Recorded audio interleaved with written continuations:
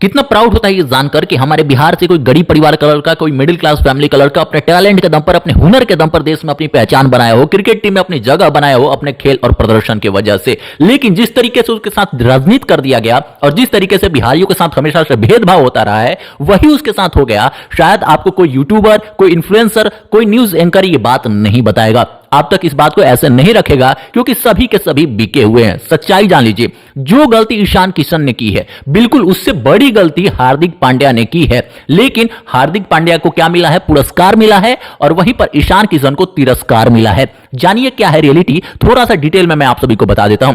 Cricket world cup जब चल रहा था, शायद आपको याद भी होगा कि हार्दिक पांड्या उस वर्ल्ड कप के दौरान ही मैच में ही चोटिल हो गए थे और वर्ल्ड कप से बाहर हो गए थे। उसके बाद लगातार 6 महीने तक वो कोई भी ना रणजी खेले, ना ही कोई बड़ी मैच खेले, ना ही किसी भी तरीके से इंडियन टेस्ट खेले। टेस्ट से तो बिल्कुल ऐसा कहिए कि वो संन्यास ही ले चुके हैं। लेकिन ईशान किशन ने बस इतना कुछ दिनों की छुट्टी मांगी कि हमारा थोड़ा मेंटली हेल्थ अच्छा नहीं लग रहा है, हम थोड़ा रेस्ट चाहते हैं। तो इसके वजह से ईशान किशन को जो एनुअल कॉन्ट्रैक्ट होता है बीसीसीआई का, उससे बाहर निकाल दिया गया और उसी एनुअल कॉन्ट्रैक्ट में ए ग्रेड में रखा गया है हार्दिक पांड्या को। कारण जानते हैं? कारण यह है कि हार्दिक पांड्या उसी गुजरात से हैं जिस गुजरात से हमारे प्रधानमंत्री नरेंद्र मोदी और गृह मंत्री अमित शाह जी हैं। और अमित शाह जी के वजह से ही, अमित शाह जी के पॉलिटिकल स्ट्रेटेजिस्ट होने की वजह से ही आज जय शाह जी जाकर के बीसीसीआई के अध्यक्ष बने हुए हैं। क्योंकि जय शाह ना आज तक कभी क्रिकेट खेले हैं, ना कभी उनका कोई पास्ट रहा है क्रिकेट से, ना किसी भी तरीके से क्रिकेट के बारे में उनको विशेष नॉलेज थी। लेकिन आज की तारीख में वो बीसीसीआई के अध्यक्ष बन गए हैं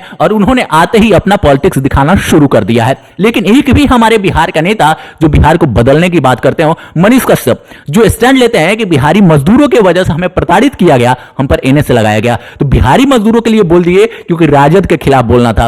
आज बात है अमित शाह के बेटे के खिलाफ बोलने की, तो इनमें हिम्मत नहीं है। अभी तक ये क्रिकेट पर पूरा एनालिसिस देते हैं, लेकिन अभी तक इनका एक भी वीडियो नहीं आया है। वहीं पर चिराग पासवान बिहार फर्स्ट, बिहारी फर्स्ट की बात करते हैं, बिहार को बदलने की बात करते हैं और नीतीश कुमार और राष्ट्रीय जनता दल को ट्रोल करते हैं। लेकिन आज की तारीख में उनमें भी हिम्मत नहीं है कि ईशान किशन के लिए अमित शाह के खिलाफ बोला जा सके। और अमित शाह जो कि गुजरात को हमेशा से लेकर के बायस रहे हैं, यहां भी उनकी बायसनेस उनके बेटे की तरफ से भी देखने को मिल गई है। यह कैसा न्याय है कि एक बिहारी लड़का है, उससे छोटा गलती कर रहा है, उसे एनुअल कॉन्ट्रैक्ट से बाहर कर दिया जा रहा है। कारण जानते हैं क्या है? कारण सिर्फ एक ही है कि उन्हें पता है कि बिहारियों की औकात क्या है। उनको पता है कि बिहार से कुछ आवाज नहीं उठेगी। उनको यह भी पता है कि बिहारी हमारा कुछ नहीं बिगाड़ सकते हैं और इनको कभी भी ऊपर नहीं आने देना है। अगर आपके लिए बिहार फर्स्ट हो, अगर आप बिहार को आगे बढ़ाना चाहते हो, और अगर आप भाजपा के भी समर्थक हैं, तो यह चूज कर लीजिए कि आपके लिए बिहार आगे है या फिर भाजपा आगे है। अगर आपके लिए बिहार फर्स्ट है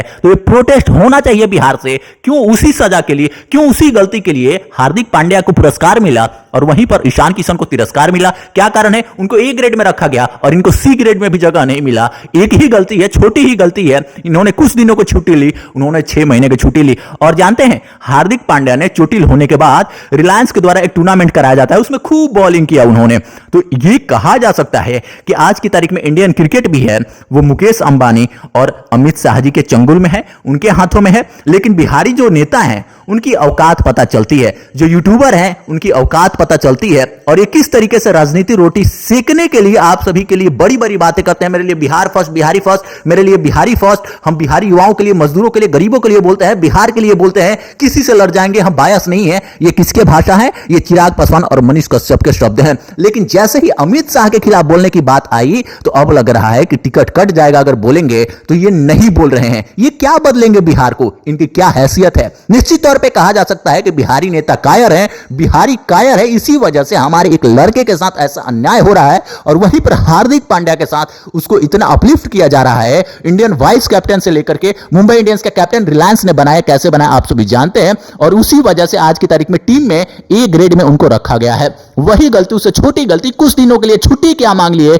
ईशान किशन। एक है अब ये एंकर, एक न्यूज एंकर अभी देख रहे हैं आप सभी, खूब क्रिकेट पे बोल रहा है, शुभंकर मिश्रा। वो बोल रहा है कि इंस्टा पे खूब स्टोरी पोस्ट कर रहे हैं। वो बोल रहा है कि केबीसी गए हुए थे। अरे क्यों नहीं जाएगा भाई? छुट्टी पे आया हुआ है, घूमने दीजिए, क्या परेशानी है? छुट्टी मिली हुई है उसको, उनको उससे भी परेशानी है। तो ऐसे ऐसे हमारे देश में न्यूज एंकर्स हैं, सभी लोग ईशान किशन के पीछे हाथ धो के पड़ गए थे। ये लड़का कैसे अपना जगह बना रहा है। निश्चित तौर पर बिहारी चुप रहेंगे अगर, तो ये कायर कायरता कहलाएगी। बायकॉट जैसा चला दीजिए सभी जगह। और अगर ये न्यूज एंकर और ये नेता आकर के खुल के नहीं बोलते हैं, मनोज तिवारी भी दिन रात भाजपा का झंडा लेकर के ढोते रहते हैं, मीडिया में जाकर के जय भाजपा, जय मोदी जी, जय अमित शाह करते रहते, कोई परेशानी नहीं है, लेकिन जय बिहारी भी आपको कहना पड़ेगा। अगर आप नहीं कहेंगे तो बिहार में आपको एंट्री भी नहीं मिलेगी, इस बात का ध्यान दे लीजिएगा। तो अगर आप एक सच्चे बिहारी है तो इस वीडियो को शेयर जरूर कीजिएगा।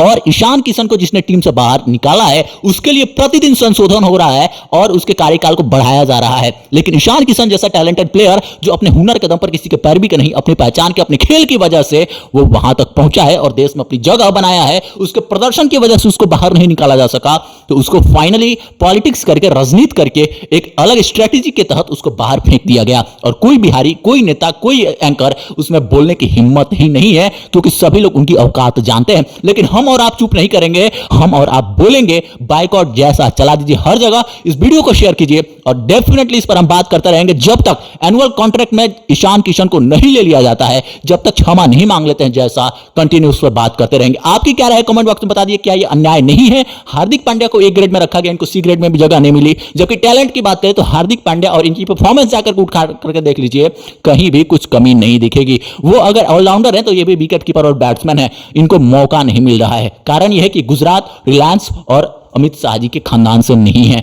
ये वैसे परिवार से नहीं आते हैं जिसका कोई बहुत बड़ा पहचान हो, और ये ऐसे राज्य से नहीं आते हैं जिस राज्य की कोई औकात है। वहां के नेता अपने लिए बोलते हैं, सिर्फ बिहार के लिए नहीं। धन्यवाद।